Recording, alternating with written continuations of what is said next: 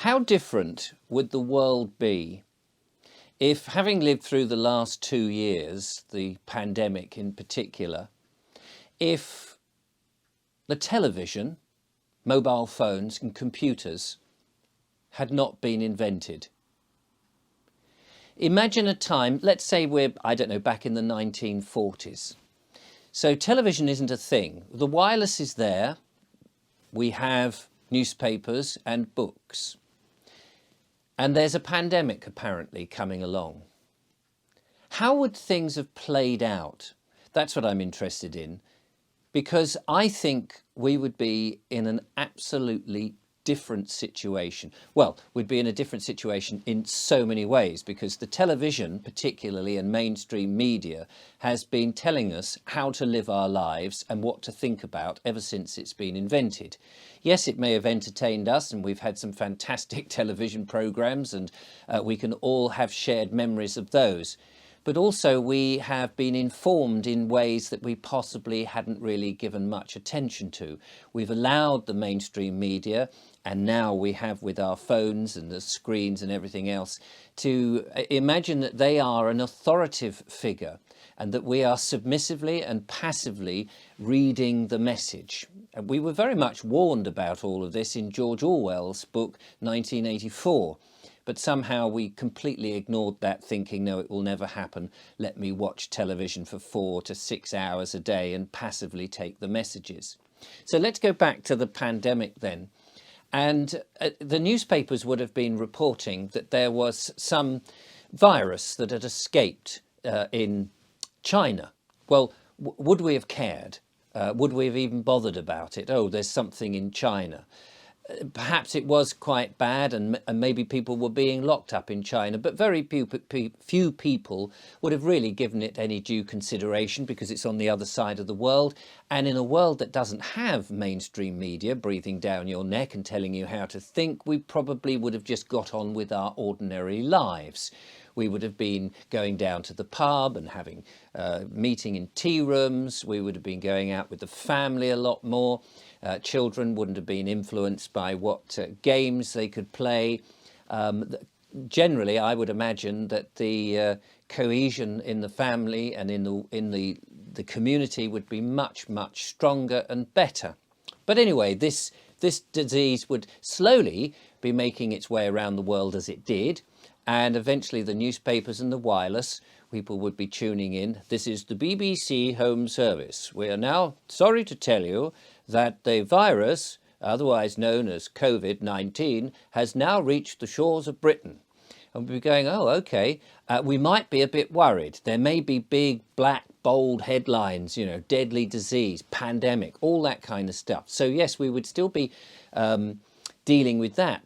But it's human nature, is it not, to, you know, some people, I would argue, would be going, oh, I don't want to read about it, I'm not interested. Some people would be in a bit of a fearful state. I'm sure that would have happened. And people were going, oh, it's in the shore. Who is it aimed at? We would be reading.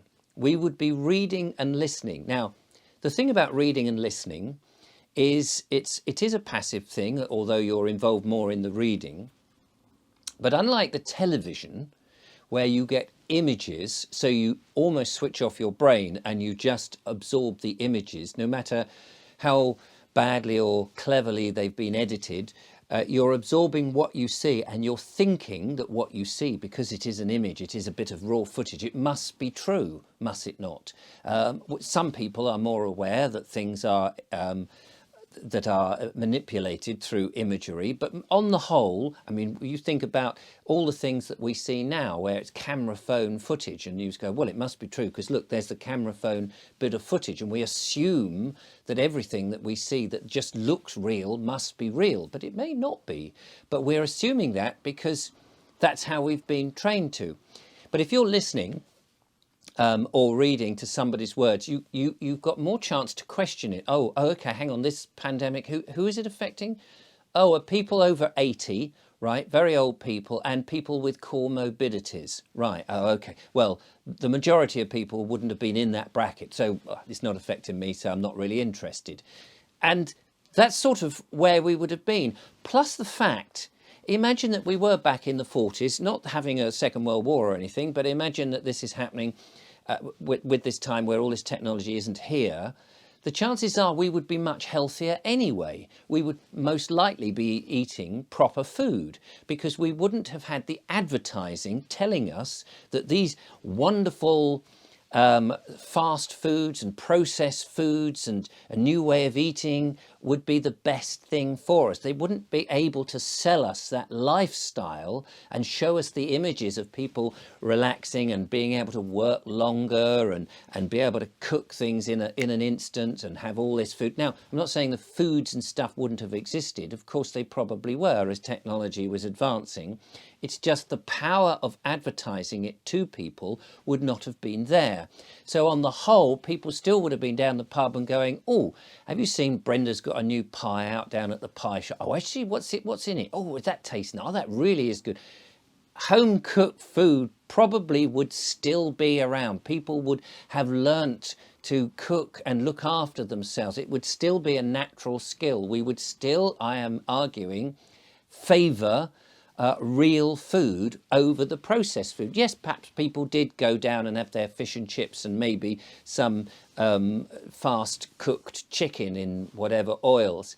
But generally, it wouldn't have been pushed down our throats. And I would hazard a guess that we wouldn't have an obesity problem in the West if people weren't being advertised the convenience and the advantages of all this food. So as the pandemic was supposedly raging, and even if the newspapers were trying to scare us in the way that the television was trying to scare us and the personalities on the television that we were listening to, if that wasn't a thing, people could choose whether or not they bothered to read the newspaper or not and they would look around, they would use their brain, they would work out for themselves, they wouldn't just accept something was happening. Is anybody in my street locked up or ill? Is anybody dying? How many ambulances are actually in the road? Down in the pub, have you heard anybody? Has anybody got it? Well, Mrs. Jones has got it. Yeah, but she was 90, wasn't she? I mean, she didn't have long to live. We wouldn't be given all those subliminal messages such as when people would say, but they were going to die anyway, they were close to death, it's just a bit of a bad cold or like influenza, it was going to just pop them on. People would have been, I argue, so much more rational, less fear-mongering, and the need to have one medicine mandated to everybody would not have been there.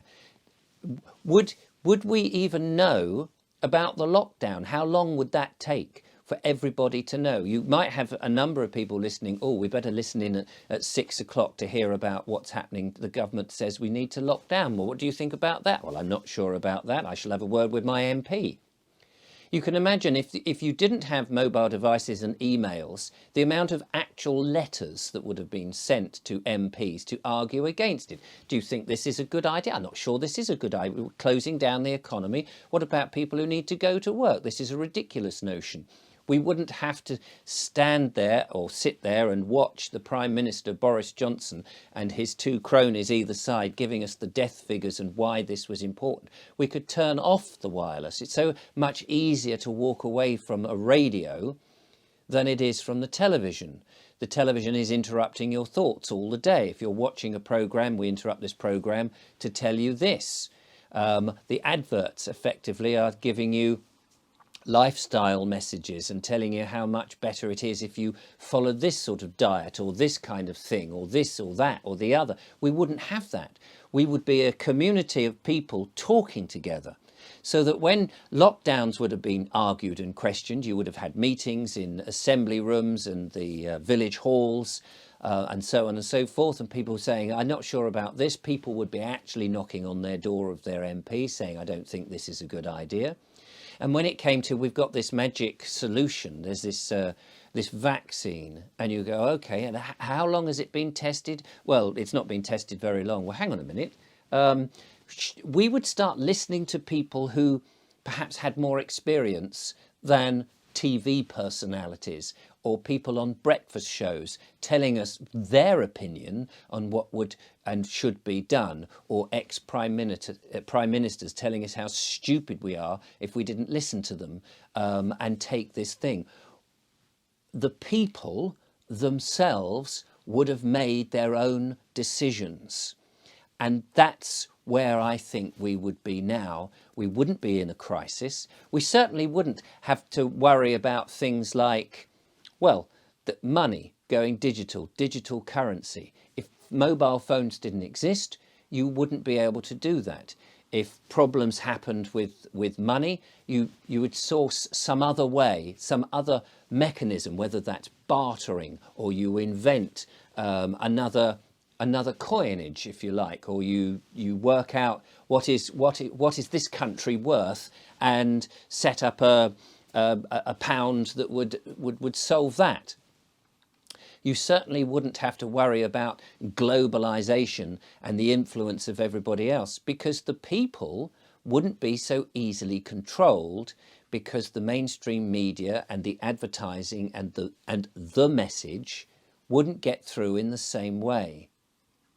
So I am arguing that we've allowed into our houses and into our very being and into our pockets devices that are causing us pain and telling us what to do, and the power that we have as people to decide for ourselves how we want this country to run, or whatever country you happen to be in, is still there if we got rid of all that technology.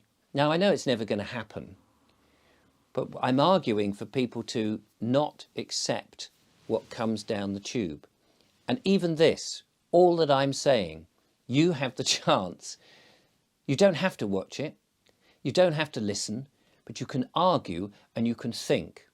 And I think that we're never going to get rid of the technology that's there. People should get rid of their televisions and not listen to mainstream media. That's definitely how you do that. I don't know. I'm saying, where would we be without technology in the last 2 years if the mainstream media could not have given us this message of fear that they did?